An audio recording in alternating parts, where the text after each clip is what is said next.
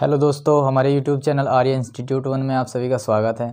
दोस्तों, आज की क्लास में हम सतपुड़ा पर्वत और विंध्याचल पर्वत को कवर करेंगे। पिछली क्लास में मैंने अरावली पर्वत को आपको बता दिया था।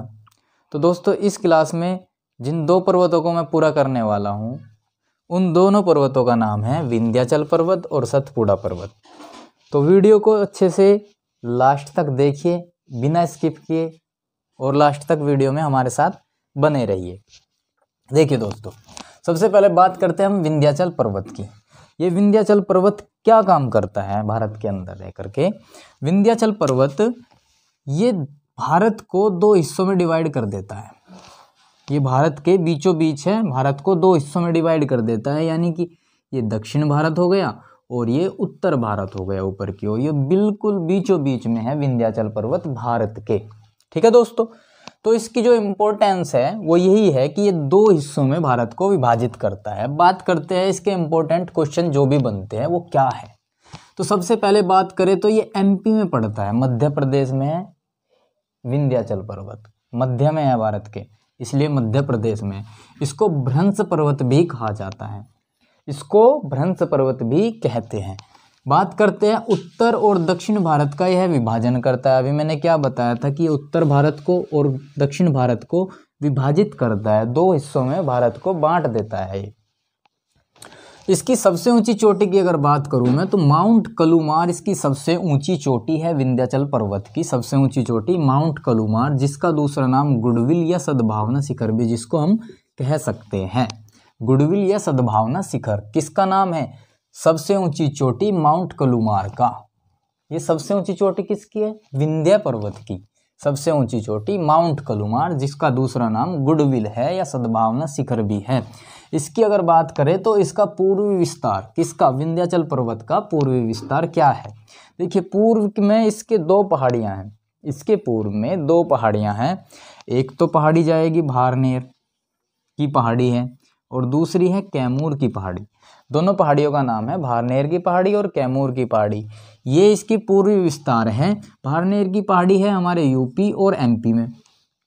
भारनेर की पहाड़ी दो राज्यों में पड़ती है, यूपी प्लस एमपी, और कैमूर की पहाड़ी तीन राज्यों में पड़ती है, यूपी, एमपी और बिहार। ये तीन राज्य है, यूपी, एमपी और बिहार।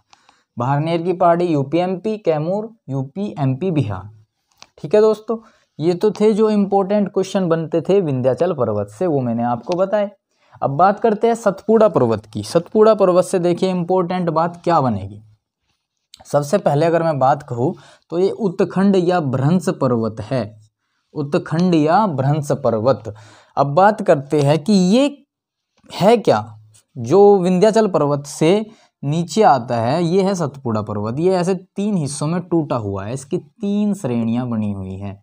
मतलब कि ये तीन हिस्सों में टूटा हुआ है, तीन पार्ट है इसके। पहले पार्ट को बोलते हैं राजपीपला, दूसरे पार्ट को बोलते हैं महादेव और तीसरे पार्ट को बोलते हैं मैकाल।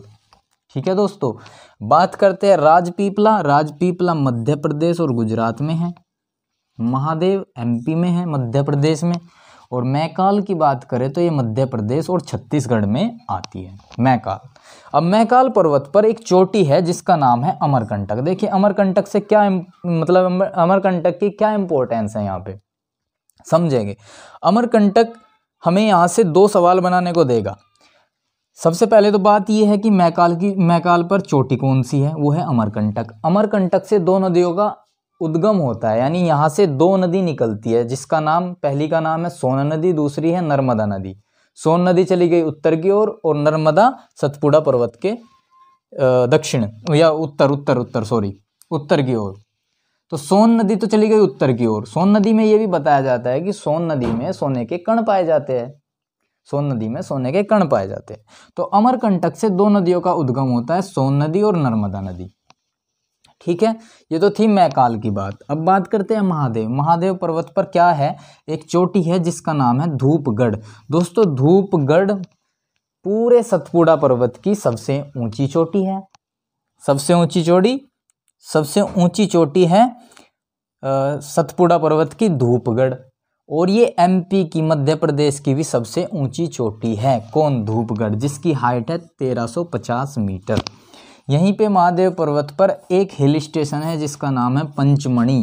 पंचमढ़ी को कहते हैं क्वीन ऑफ सतपुड़ा, यानी सतपुड़ा की रानी। पंचमढ़ी को सतपुड़ा की रानी कहा जाता है। क्वेश्चन बन सकता है, पूछ सकता है कि बताओ सतपुड़ा की रानी कौन है या क्वीन ऑफ सतपुड़ा क्या है, तो वो है पंचमढ़ी अपना हिल स्टेशन। राजपीपला मैंने बता दिया, ये 2 राज्यों में फैला हुआ है, मध्य प्रदेश और गुजरात। ठीक है दोस्तों, अब बात करते हैं अगला क्वेश्चन क्या है, सतपुड़ा पर्वत किन 2 नदियों के बीच में है। क्या ऐसा कह सकते हैं सतपुड़ा पर्वत के उत्तर में कौन सी नदी बहती है और दक्षिण में कौन सी नदी बहती है। तो सतपुड़ा के उत्तर में नर्मदा नदी और दक्षिण में ताप्ती नदी बहती है। ताप्ती नदी को हम तापी नदी भी बोल सकते हैं, तापी भी आता है या ताप्ती, आपकी मर्जी। ठीक है, तो दक्षिण में ताप्ती नदी और उत्तर में नर्मदा नदी। ये नर्मदा नदी का उद्गम कहाँ से हुआ, अमरकंटक से। सोन नदी का भी वहीं से हुआ। तो ये मैंने फैक्ट लिखा हुआ है यहाँ पे, सतपुड़ा के उत्तर में नर्मदा नदी है और दक्षिण में ताप्ती नदी, ताप्ती या तापी कह लो। नर्मदा और तापी के मध्य सतपुड़ा पर्वत आता है, एक ही बात है। दोनों क्वेश्चन कैसे भी घुमा सकता है। तो ये दोनों जितने भी इंपॉर्टेंट क्वेश्चन बनने वाले थे विंध्याचल पर्वत और सतपुड़ा पर्वत से, वो मैंने आपको यहाँ पे क्लियर किए है। ठीक है दोस्तों, पिछली क्लास में मैंने अरावली पर्वत को पढ़ाया था, इस क्लास में मैंने इन दोनों पर्वत को कंप्लीट किया है। आपने वीडियो अगर लास्ट तक देखी होगी तो मेरे ख्याल से आपको वीडियो अच्छी लगी होगी। वीडियो अच्छी लगी है तो वीडियो को कर दीजिए लाइक, शेयर और सब्सक्राइब। मिलते हैं नेक्स्ट वीडियो में, तब तक के लिए जय हिंद, जय भारत, वंदे मातरम।